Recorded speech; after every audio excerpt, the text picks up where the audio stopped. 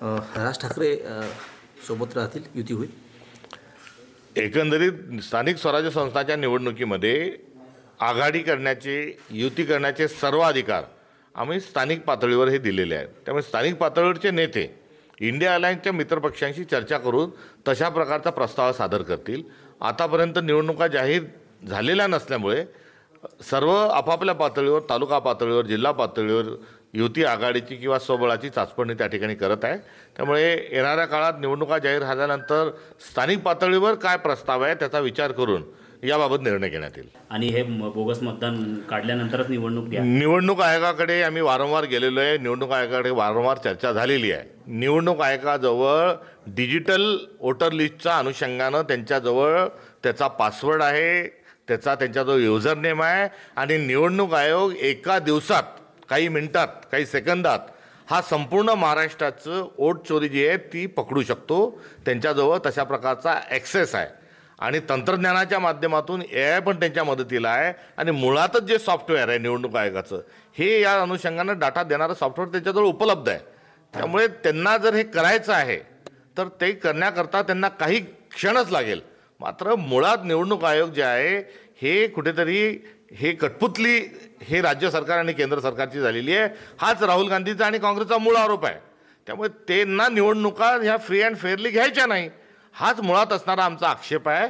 आणि या आक्षेपाला निवडणूक आयोगाने ताबडतोबीनं उत्तर द्यावं. मागच्या वेळेस राहुल गांधींनी दुसरी पत्रकार परिषद घेतल्यानंतर सांगितलं होतं की निवडणूक आयोगानं 7 दिवसाच्या आत आपला जे उत्तर आहे ते द्यावं आणि 7 दिवसात जर त्यांनी दिलं नाही तर याचा अर्थ असा आहे की निवडणूक आयोग चोर आहे. खालच्या स्तरावर दिला, जिल्हा स्तरावर.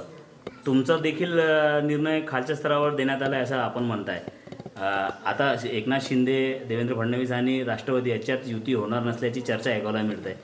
अशातच आपली युती होणे चांगल्या प्रतीक मानले जाते, परंतु आपण खालच्या स्तरावर का दिली, वरच्या स्तरावर का करू शकत नाही युती? सत्तेचं विकेंद्रीकरण असलं पाहिजे, ही स्थानिक स्वराज्य संस्था मागची भूमिका आहे. राजूजींचं ते स्वप्न आहे आणि आमचं संघटन हे महाराष्ट्रात कान्याकोपऱ्यात आहे. त्यांना ते आम्ही दिलेला अधिकार आहे. आणि आमचाच कित्ता जर देवेंद्र फडणवीस जर गिरवत असतील आणि काँग्रेसचं जर ते अनुकरण करत असतील तर यामध्ये सर्व काही लपलेलं आहे. मोहोळचा जो संघर्ष पाहायला मिळतोय, नेमकं कसं बघता तुम्ही याकडे? त्यांचा जो संघर्ष आहे तो त्यांना लखलावो.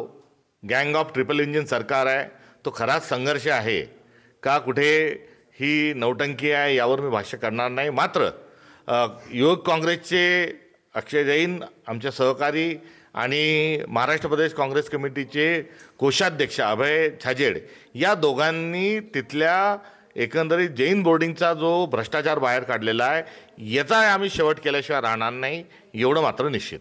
संजय राऊत असे म्हणतात की आम्हाला तर काँग्रेसचं पंतप्रधान करायचं होता, महापौराचं काय घेऊन बसलात? काँग्रेसचा पंतप्रधान राहुलजींना करण्याच्या अनुषंगानं मित्रपक्षांची जी भावना आहे ही अत्यंत स्वागतार्ह आहे. मात्र राहुलजींचे काय मत आहे?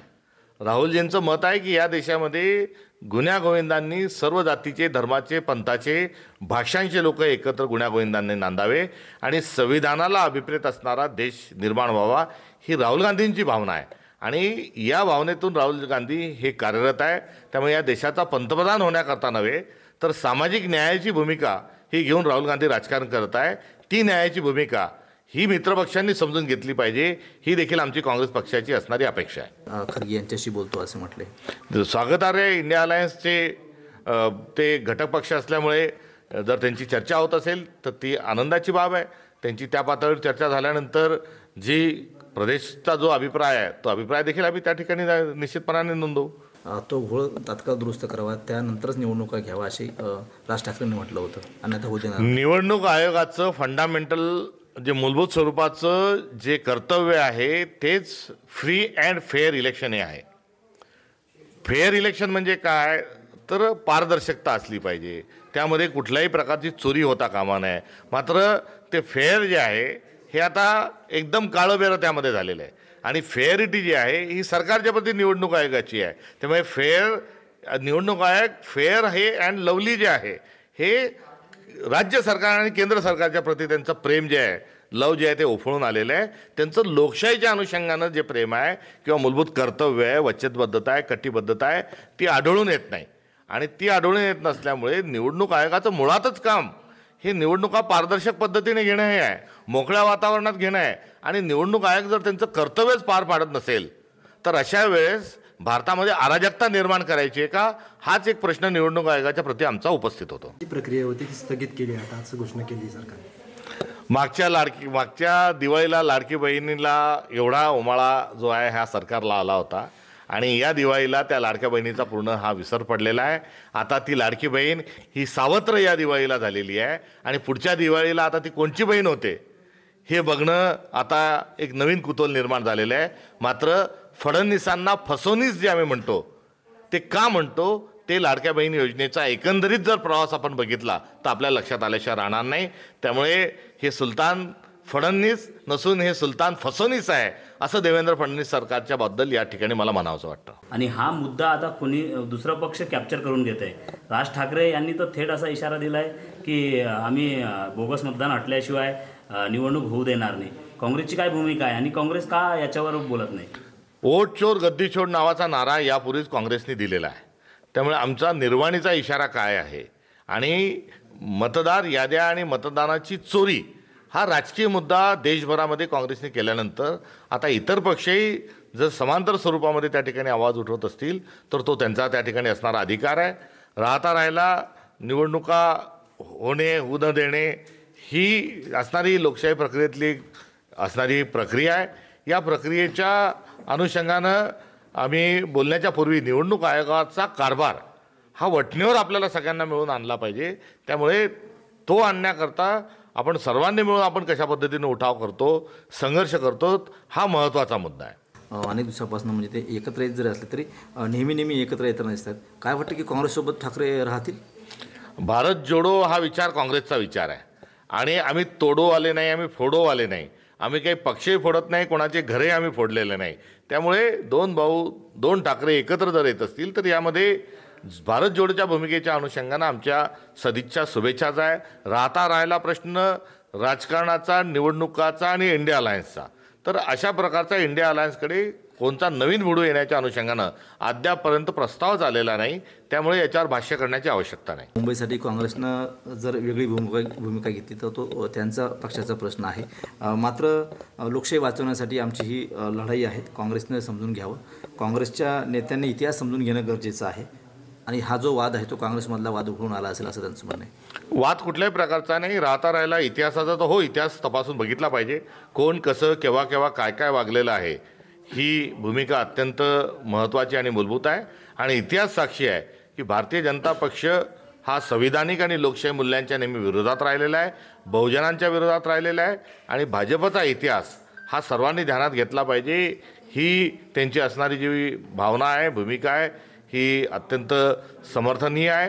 राहिला प्रश्न काँग्रेसचा, तर काँग्रेस हा मुंबई वाचवण्याच्या अनुषंगानं देखील सोबत आहे आणि लोकशाही वाचवण्याच्या अनुषंगाने सोबत आहे आणि संविधान वाचवण्याच्या अनुषंगानं कुठल्याच प्रकारची तडजोड ही काँग्रेस करणार नाही. त्यामुळे संविधानिक मूल्य ही आम्हाला शिरसावंद आहे आणि या मूल्यांच्या अनुषंगाने आम्ही पुढे जाणार आहोत. निवडणुका येतील, निवडणुका जातील, मात्र संविधान वाचवण्याची जी लढाई आहे या लढाईमध्ये काँग्रेस पक्ष हा सर्वात पुढे राहील हे या निमित्तानं सर्वांनी समजून घेतलं पाहिजे. हे असणारी काँग्रेस पक्षाची आमची भूमिका आहे. आतापर्यंत शेतकऱ्यांच्या खात्यात कुठलाही एक रुपया अजून पडला नाही. शेतकऱ्यांची दिवाळी आमदार, शेतकरी उपाशी आणि सत्ताधारी आमदार तुपाशी अशी असणारी एकंदरीत परिस्थिती आहे.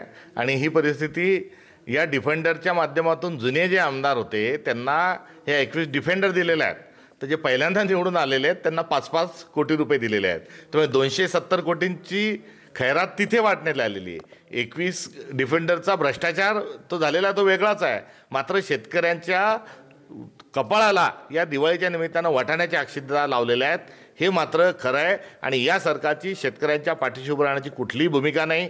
पॅकेज जे आहे ते मोदी येणार होते म्हणून कुठेतरी जनतेचा आक्रोश निर्माण होऊ नये म्हणून केलेली ती बोळवण होती. असं कुठलंही पॅकेज जे आहे हे जाहीर केलेलं पॅकेज हे अस्तित्वातच नाही, त्यामुळे तो मिळण्याचा प्रश्नच नाही.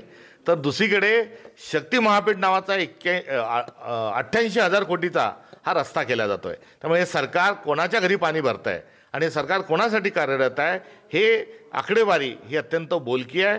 शेतकऱ्यांची थट्टा ही या सरकारने लावलेली आहे आणि ही दिवाळी शेतकऱ्यांकरता बहुजनांकरता काळी दिवाळी ही सरकारच्या नाकर्तेपणामुळे झालेली आहे. त्यामुळे ही दिवाळी आसमानी आणि सुलतानी अशा संकटामुळे देवेंद्र फडणवीस या सुलतानामुळे ही दिवाळी काळी झालेली आहे. हे दुःखद अंतकरणाने या ठिकाणी सांगावंसं वाटतं. एका ठेकेदाराने ही गाडी आमदार गायकवाड यांना दिली असल्याचा आरोप शिंदेंनी केला होता, जे जिल्हाध्यक्ष आहेत भाजपाचे. त्या गाडीवर एक स्टिकर लावले आमदार म्हणून. प्रायव्हेट गाडी असताना हे योग्य आहे का? कुठल्याच गाड्यांना अशा प्रकारचं स्टिकर लावणं वास्तविक पाहता आपण लोकशाहीमध्ये राहतो आणि आमदार असतील खासदार असतील कोण आहेत ते लोकांचे प्रतिनिधी आहे. देशाची ग्रामसभा होऊ शकत नाही, राज्याची ग्रामसभा होऊ शकत नाही म्हणून एक पाठवलेला प्रतिनिधी आहे. त्या प्रतिनिधीसारखं राहावं. विनाकारण अशा प्रकारची स्टिकर चिटकवून किंवा लावाजमा काही पोलिसांचा घेऊन असं फिरणं हे मूळतः तत्वतः हे चुकीचं आहे. मी देखील 5 वर्ष आमदार होतो. माझ्या कोणत्याच गाडीवर आमदारचं स्टिकर नव्हतं, माझे आमदाराचंही स्टिकर नाही. काही बिल्ला वगैरे म्हणतात तो पण मी कधी लावला नाही. मला सिक्युरिटी नव्हती. तर या विचाराने जगणारा मी एक कार्यकर्ता आहे. त्यामुळे अशा जो एकंदरीत खेळ त्याला तमाशाही म्हटलं तर चुकीचं ठरणार नाही. तो बघत असताना आपण लोकशाहीमध्ये आहोत का आपल्याला हुकुमशाही आपल्या देशात आणायची आहे हा एक प्रश्न या निमित्ताने निर्माण होतो. राहिला विषय डिफेंडरचा, तर मागच्या काळामध्ये 50 खोके एकदम ओके असा जो एक नारा महाराष्ट्रामध्ये बुलंद झाला होता, तसा आता महाराष्ट्रात दुसरा एक नारा हा येऊ पाहत आहे. कारण दिवाळीचे फटाके हे फुटत असताना महाराष्ट्रातल्या सत्ताधारी आमदारांना 21 डिफेंडर ह्या एका ठेकेदारांनी गिफ्ट केलेल्या आहेत. आता त्या 21 आमदार कोण आणि गिफ्ट देणारा जो ठेकेदार आहे तो कोण हा एक प्रश्न महाराष्ट्राला पडलेला आहे आणि याचं उत्तर हे लवकरच महाराष्ट्राला मिळाल्याशिवाय राहणार नाही. त्याच्यामध्ये आमदार संजय गायकवाड आहे का? 21 गाड्या आहेत. एक गाडी बुलढाण्याची आहे, ती आता त्या 21 मधली आहे का 22वी आहे हे आपण सर्वांनी मिळून शोधा. दादा, 1 तारखेला जो मोर्चा होतोय महाविकास आघाडीचा, त्यामध्ये काँग्रेस सहभागी होणार आहे का? 1 तारखेचा होऊ घातलेला मोर्चा हा सर्वपक्षीय आहे आणि सर्व पक्षांनी निवडणूक आयोगाचा जो मतचोरीचा जो मुद्दा आहे तो मुद्दा आता ऐरणीवर आणत असताना मतदार याद्या अद्ययावत करा, त्यातली सर्व जी मतांची चोरी आहे ती थांबवा, ही त्यामागची असणारी भूमिका आहे. अत्यंत स्वागतार्ह अशा स्वरूपाची भूमिका आहे. निवडणूक आयोगानं झोपेचं जे सोंग घेतलं आहे त्यातून खडबडीत जागं व्हावं करिता हा मोर्चा त्या ठिकाणी निघत आहे. त्यामुळे हा मोर्चा काही राजकीय पक्षांपुरताच नव्हे तर सर्व नागरिकांनी देखील लोकशाहीचा जो मूलभूत गाभा आहे तो मतदान हा आहे आणि मतदान प्रक्रियाच जर व्यवस्थित होत नसेल आणि निवडणूक आयोग फ्री अँड फेअर इलेक्शन जर घेत नसेल तर तमाम नागरिकांनी देखील आता या सगळ्या प्रयत्नांमध्ये सामील व्हावं आणि निवडणूक आयोगाचा कारभार हा वटणीवर आणावा अशा स्वरूपाचं काँग्रेस पक्षाचं आव्हान आहे. या मोर्चामध्ये आपण सहभागी होणार नसल्याची माहिती मिळत आहे. निवडणूक आयोगाकडे जो मोर्चा जातोय हा सर्वपक्षीय आहे आणि त्यामध्ये काँग्रेस पक्षाचं या मोर्चाला समर्थन आहे. कारण मुळात राहुल गांधींनीच हा मुद्दा ऐरणीवर आणलेला आहे आणि मतांची चोरी आणि मतदार यादींमध्ये असणारा जो गोंधळ आहे हा सर्वप्रथम राहुल गांधींनी पुढे आणलेला असल्यामुळे हा मुळातच काँग्रेसचा मुद्दा आहे आणि या मुद्द्याला काँग्रेसचं इतरही त्यामध्ये जर सहभागी होत असतील तर या मुद्द्याला आमचं नेहमीच समर्थन राहणार आहे. एकत्र लढणार आहेत, मात्र इतर ठिकाणी सोबत लढण्याची शक्यता आहे, म्हणजे तशी तयारी सुरू आहे. आपण एकत्र येण्यावर एवढा वेळ का लागला? ते एकत्र येण्याच्या अनुषंगानं आम्ही 6 महिन्यापूर्वीच काँग्रेस पक्षाने भूमिका घेतली आहे की संपूर्ण महाराष्ट्राची आघाडी आणि संपूर्ण महाराष्ट्राची युती ही मुंबई पातळीवर होऊ शकत नाही. कारण अनेक निवडणुका आहेत आणि नुकत्याच 2 निवडणुकांमध्ये कार्यकर्त्यांच्या ज्या भावना आहेत त्या भावनांमध्ये काँग्रेस पक्ष हाचा जो सिम्बॉल आहे हा अनेक ठिकाणी थांबलेला आहे, अनेक ठिकाणी खोळंबा देखील झालेला आहे. मात्र राष्ट्रीय पातळीवर आणि महाराष्ट्राच्या पातळीवर युती आणि आघाडी ही अपरिहार्यता होती. स्थानिक स्वराज्य संस्थांच्या निवडणुकीमध्ये ही अपरिहार्यता जी आहे ही समजून घेण्याची आवश्यकता आहे आणि राज्याचा निर्णय आम्ही घेणार नाही तर राज्याच्या पातळीवरचे सर्व युती आणि आघाडीचे अधिकार आम्ही स्थानिक पातळीवर दिलेले आहे. त्यामुळे स्थानिक पातळीवर आघाडी आणि युतीची चर्चा संपन्न व्हावी. त्या ठिकाणी सर्वांचं एकमत जर होत असेल, जागा वाटपाचा तिढा कोणताही निर्माण होत नसेल, कुठलाही फॉर्म्युला वरतून त्यांना देण्याच्यापेक्षा स्थानिक पातळीवर या संदर्भातला सर्व निर्णय घेण्यात यावा अशी भूमिका, विकेंद्रीकरणाची भूमिका ठेवती. स्थानिक स्वराज्य संस्था म्हणजे काय तर 73व्या आणि 74व्या घटनादुरुस्तीच्या अनुषंगानं सत्तेचं विकेंद्रीकरण आहे. प्रदेश पातळीचा प्रदेशाध्यक्ष या नात्यानं ही जे अधिकार आहे याचं विकेंद्रीकरण जिल्हा पातळीवर तालुका पातळीवर करण्याचा एक निर्णय, ठोस निर्णय सर्व सहकाऱ्यांच्या माध्यमातून हा त्या ठिकाणी मी घेतलेला आहे. त्यामुळे तो घेतलेला जो निर्णय आहे हा निर्णय सविनय मित्रपक्षांना आम्ही कळवलेला आहे. त्यामुळे त्या पातळीवर चर्चा ही सुरू आहे आणि त्या पातळीवर चर्चा सुरू आहे आणि त्या पातळीवर जर तशा प्रकारचा जर प्रस्ताव आला तर निश्चित आमचं त्याला सहकार्य राहील, निश्चित आमचं त्याला अनुमोदन राहील.